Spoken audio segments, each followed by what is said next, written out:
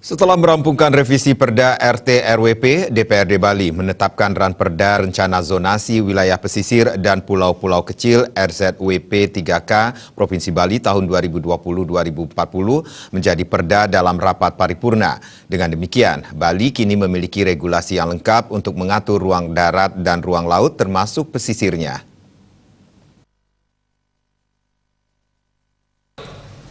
Gubernur Bali Wayan Koster mengatakan kerangka hukum sangat diperlukan dan mendesak untuk dijalankan.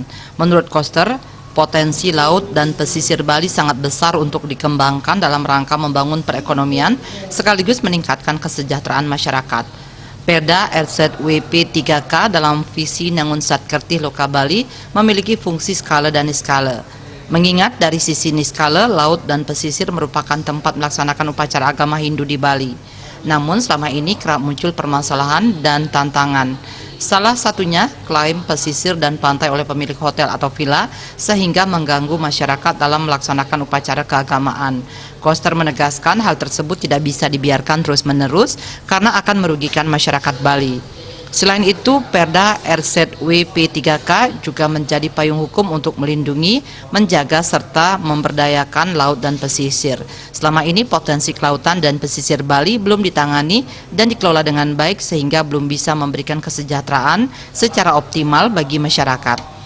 Koster mengaku sudah berkomunikasi dengan Mendagri dan Dirjen agar mempercepat proses fasilitasi di Kemendagri. Pihaknya meyakini proses fasilitasi tidak akan lebih dari 1 bulan sehingga perda ini dapat segera disetujui Kemendagri. Paling tidak akhir September sudah rampung, mengingat pesisir dan laut Bali memiliki peran strategis secara geopolitik dan ekonomi global. Gubernur Koster juga mendukung Bali sebagai pusat pendistribusian dan penghantaran wisatawan mancanegara ke berbagai destinasi di Indonesia atau menjadi hub.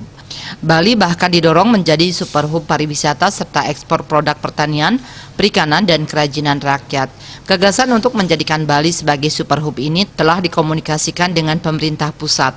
Lantaran wilayah kecil, Bali harus lebih kreatif, inovatif, dan maju dalam mengembangkan perekonomian untuk bisa bersaing dengan daerah dan negara lain.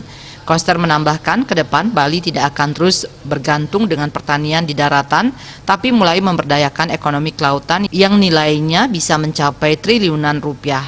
Rindra Devita, Bali Post melaporkan.